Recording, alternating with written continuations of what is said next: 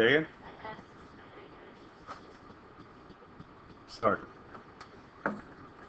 The second derivative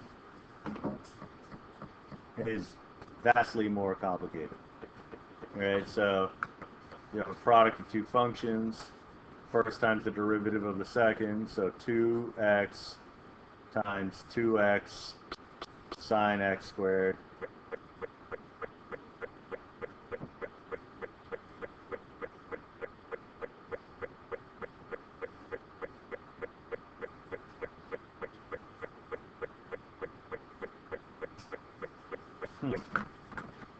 I mean, this must be the end of the semester. Yeah, derivative of sine has never been sine. Fun fact.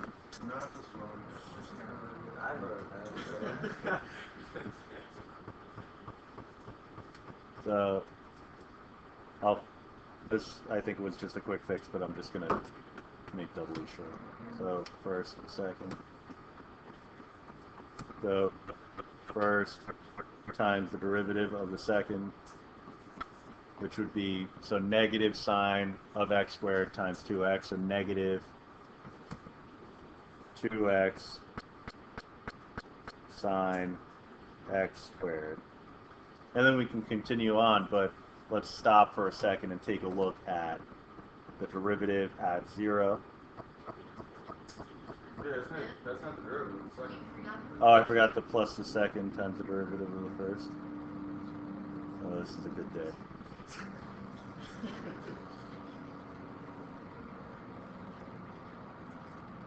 Second times the derivative, so cosine x squared, right?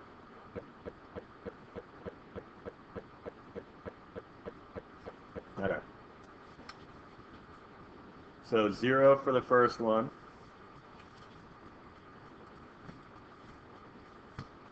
And 2 for the second.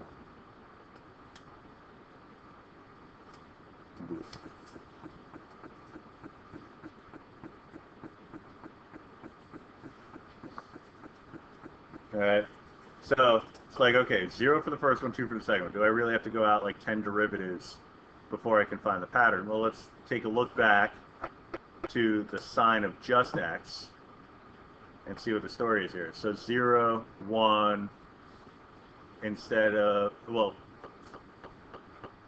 let me do it this way. So 0, 1, 0, negative 1, 0, and so on, that pattern that would exist, you can assume that a similar pattern is going to exist here, where parts of it are going to zero out and parts of it are going to remain as is. All right. So what generally ends up being the case is that you can apply chain rule concepts to a sequence or a series. All right, so what we're going to do is we're going to take our Maclaurin, and this is for the sine of x.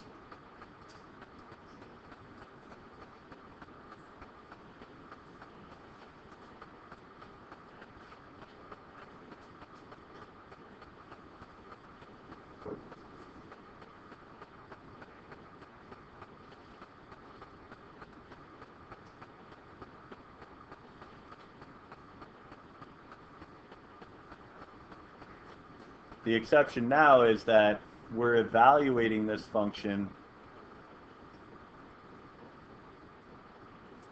for when the sine is not x, but when it's x squared. All right, so when you're evaluating a function, whether it's f of x equals something in terms of x, or sine of x equals this massive thing in terms of x,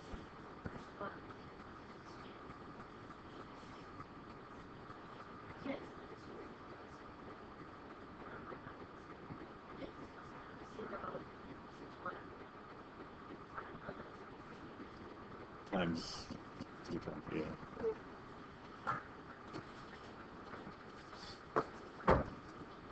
So I can replace, it's function notation, I can replace the x with whatever I want, x squared in this case, and then carry that substitution through the equivalent series.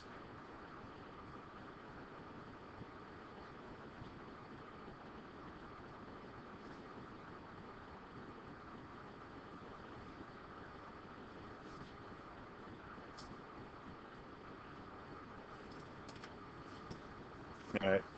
So I'm replacing. Oh, I wanted to do that in red. I'm replacing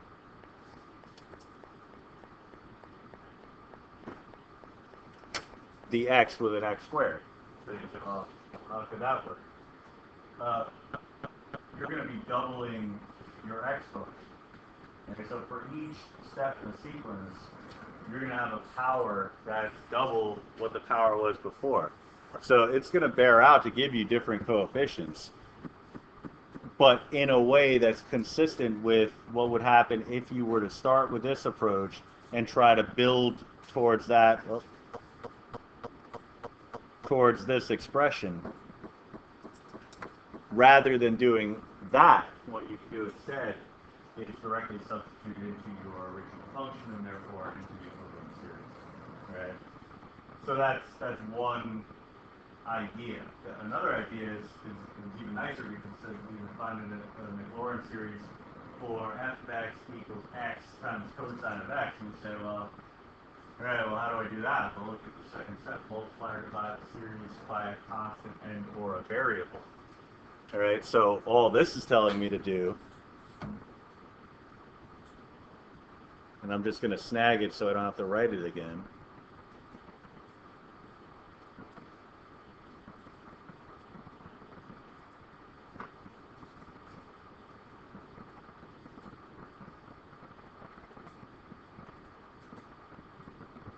All right, we know that cosine of x is equivalent to this series.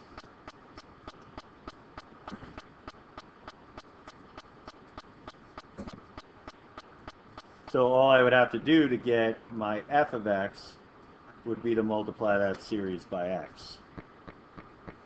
All right. Now, it can be a little daunting depending on the situation. Right? Sometimes, multiplying by a particular variable can sort of upset the apple cart. Because maybe some things that were defined are now undefined, and vice versa. So, how do you know how to handle something like this? Well, one way to do it, and it's not the most entertaining thing in the world, but you could actually list out the first two, three, four, whatever it is, terms of your series, and actually multiply them by that particular value. All right, so if I were to do that, I'd be looking at something like this. Let me get rid of the f of x, because that doesn't apply in this case.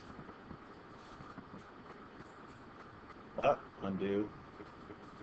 You, come here. What I would be doing is multiplying each term of this expansion by x. Okay? So what that would do is it would increase my exponent by 1 in each case. That's the only thing that it would change. Okay? So it's equivalent to taking each term of my series and multiplying it by x. So that would be the same mathematically as just taking this and multiplying it by x. All right, so my f of x here would be the summation n equals 0 to infinity of negative 1 to the nth, 2n factorial, and it would be multiplied by x to the 2n times x. Now, that's an x to the first power. So these two can be combined. So this would be the same as saying x to the 2n plus 1. Because what's happening is I'm taking all of my even exponents and making them odd, but specifically one unit in the positive direction. All right? So we would want to simplify this to this form to make it look nicer, but this, what I wrote in blue, is equivalent to perfectly acceptable. All right? So you look at something like number 3, or whatever. I mean, it's not number 3. It should be number 3. These examples should be numbered, typo. It says find a Maclaurin series for this, and you say, well, this is a disaster. What am I supposed to do there? Add or subtract 2 series. All right, so how about this? How about I take h of x and make it 1/2 of the sum of e to the x and e to the negative x.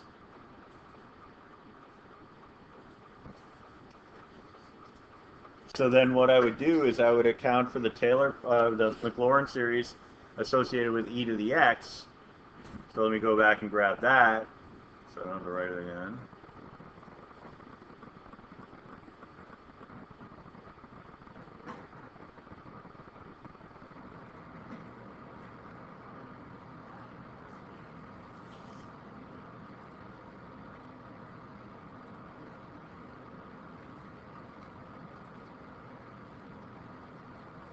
So that's my e to the x.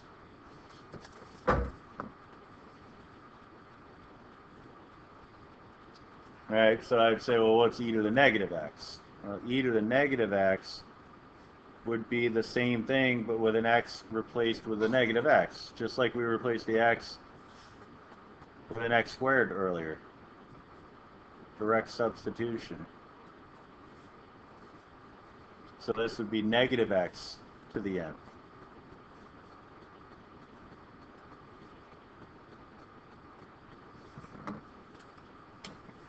Alright, so then really what I'm looking for is the sum of these two things. So the sum of a sum, that's interesting. Alright, so it would be the summation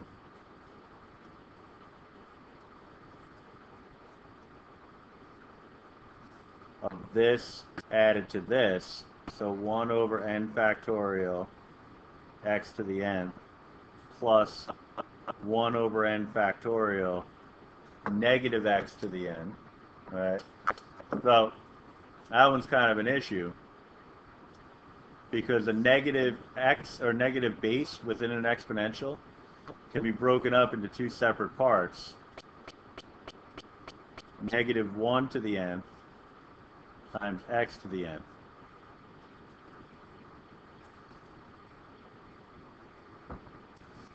All right. So we have an alternating component here. We also have a common factor. All right. Once I break it up like that, I have these guys in common that can be pulled out. So 1 over n factorial x to the n, and then I have a 1 plus negative 1 to the n.